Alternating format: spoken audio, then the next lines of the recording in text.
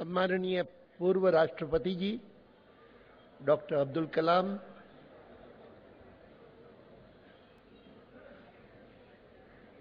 मंच पर बैठे हुए पार्टी के राष्ट्रीय अध्यक्ष नितिन गडकरी जी, संसद में मेरे साथी सुषमा जी, अरुण जी और जिनके कारण वास्तव में यह कल्पना साकार हो रही है, उस महालगी प्रबोधिनी के प्रमुख विनय सहस्रबुद्धे जी, उपाध्याय जी, शरद यादव जी और उपस्थित जितने भाई बहन हैं कि जिनको केवल मात्र यहां पर व्याख्यान सुनने के लिए बुलाया गया नहीं गया है, लेकिन इस दृष्टि से बुलाया गया है कि इस समग्र अटल जी की कल्पना को वो भी कुछ न कुछ योगदान दे सकते हैं क्या, और अगर दे सकते हैं तो उनको भी इसे समृद्ध बनाने के लिए कुछ न कुछ करना चाहिए। मैं समझता हूं कि भारतीय जनता पार्टी की ओर से, भारतीय जनसंघ की ओर से जो महान संस्थाएं बनी हैं, जिनका मूल्य कोई आंकना सरल नहीं है, उनमें एक महालगी प्रबोधिनी है। भारतीय जनता पार्टी के कार्यकर्ताओं का प्रशिक्षण ठीक हो, उनका चिंतन जो है वो स्वस्थ हो, इस दृष्टि से बहुत कुछ महालगी प्रबोधिनी कर रही है। लेकिन मैं मानता हूं कि जितने कार्य उन्होंने आज तक किए हैं, उनमें एक प्रमुख कार्य उन्होंने आज संभाला है, क्योंकि हमारे लिए दो व्यक्ति, एक डॉक्टर श्यामा प्रसाद मुखर्जी, दूसरे दीनदयाल जी उपाध्याय, इन दो के बाद अगर पार्टी को आज के स्थान पर पहुंचाने में, और न केवल पहुंचाने में, लेकिन आम जनता के मन में ये छाप छोड़ने के हम जो बात कहते हैं वो करके दिखाते हैं, वो अगर कोई व्यक्ति है तो वो हमारे श्री अटल बिहारी वाजपेयी है। और मुझे इस बात की बहुत खुशी हुई जब विनय जी मेरे पास कुछ दिन पहले आए थे और उन्होंने सुझाया था कि अगर इस कार्य को आरंभ करते समय हम ये भी तय कर सकें कि इसकी जवाबदारी एक प्रकार से इसको आगे ठेठ तक पहुंचाने की वे डॉक्टर अब्दुल कलाम लेंगे तो बहुत अच्छा होगा। और मैंने कहा कि मैं डॉक्टर अब्दुल कलाम से चल करके प्रार्थना करूंगा, और उनका जैसा संबंध वाजपेयी जी के साथ रहा है, मुझे नहीं लगता कि उनको तनिक भर भी संकोच होगा। और मुझे तो 5-10 मिनट ही बात कहनी पड़ी।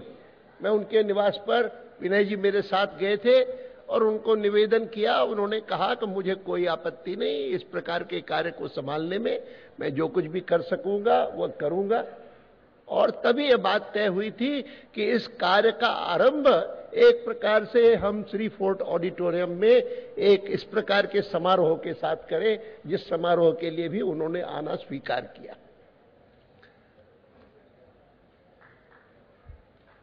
मैं 47 में कराची छोड़ करके इधर आया, लेकिन अटल जी से मेरा परिचय 48 में हुआ। 48 में हुआ, दीनदयाल जी से भी 48 में हुआ। मैं 47 से 57 तक राजस्थान में रहा था, और 48 का मतलब है कि आज उस समय मेरी आयु 21 साल थी, अटल जी शायद 24 होंगे। दोनों ही शायद तभी वोटर बने होंगे। और तब से लेकर के आज तक जिस प्रकार का साथ रहा, मैं अपना परम सौभाग्य मानता हूं। सचमुच बहुत बड़ी बात है। और तब से लेकर के आज तक यहां पर 2 कार्यक्रम हुए हैं, जिन दोनों कार्यक्रमों में यह बात खटकती है कि कार्यक्रम जो है उसमें मैं आया हूं, लेकिन जिस कार्यक्रम में वाजपेयी जी को होना जरूरी था वो नहीं आ पा रहे। इसी स्थान पर कुछ समय पहले मैंने जो पुस्तक लिखी थी उस पुस्तक का विमोचन किया, वह भी डॉक्टर अब्दुल कलाम ने किया। और उस अवसर पर भी अगर कोई बात सबसे ज्यादा खटकती थी वो यही खटकती थी कि अटल जी उपस्थित नहीं है। और आज भी वो अटल जी उपस्थित नहीं है, जब हम उनके द्वारा जो योगदान किया गया है भारत के लिए, देश के लिए, देश की राजनीति के लिए, देश के सुशासन के लिए, उसके बारे में हम एक बड़ा महत्वपूर्ण प्रोजेक्ट आरंभ कर रहे हैं। आखिर तो उनको कोई सुनता है, उनकी कोई बात पढ़ता है। हम कविताएं पढ़ रहे थे, देशभक्ति टपकती है, प्रामाणिकता टपकती है। हर एक जो सुनता है, पढ़ता है, उनके साथ संपर्क में आता है, वो प्रेरित होता है, उत्साह प्राप्त करता है। लेकिन मैं आपको फ्रैंकली बताऊं, मैंने कईयों को बताया कि भाई मैंने जब पहली बार उनके साथ साथ दौरा किया राजस्थान में और उनके व्याख्यान सुने, तो उन व्याख्यानों ने आप सबको जैसे देते हैं, प्रेरणा देते हैं, मार्गदर्शन देते हैं, उत्साह देते हैं, ये तो मुझे भी प्राप्त हुआ।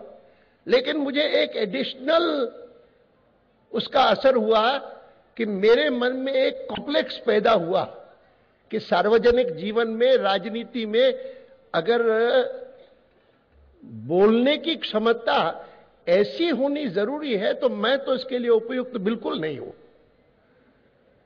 यह कॉम्प्लेक्स ऐसा डेवलप हुआ जिसके कारण काफी समय तक मैं रेजिस्ट करता था। वो कभी भी मुझे कहते थे अब आपको यह काम संभालना है।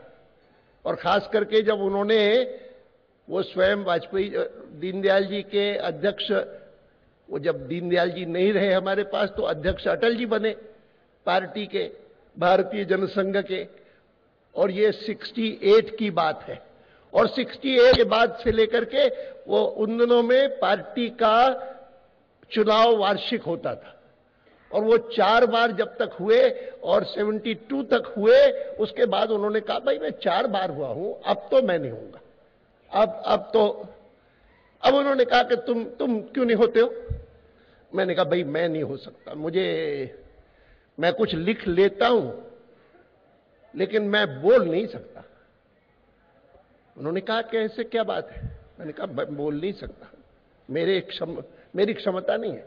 और फिर उन्होंने वास्तव में मेरे परसुएजन पर स्वीकार किया, अच्छा इसकी कोशिश करें, इनकी कोशिश करें, इनकी कोशिश करें। और 2-3 की कोशिश की और वो नहीं हो सका। उसके बाद मुझे मजबूरन स्वीकार करना पड़ा। लेकिन मुझे ये इतना तीव्र कॉम्प्लेक्स पैदा हुआ क्योंकि वो अद्भुत थे। जो बोलते थे तो ही वॉज आउटस्टैंडिंग। और हाँ, ये ठीक है कि साथ साथ काम करते हुए बहुत अच्छे क्षण भी देखे, बुरे भी क्षण देखे, उतार चढ़ाव बहुत देखे। और मैं कभी भूल नहीं पाता हूं, वो थोड़ी सी मजेदार बात लगेगी, लेकिन ऐसा भी समय था कि जब कॉरपोरेशन बनी ही थी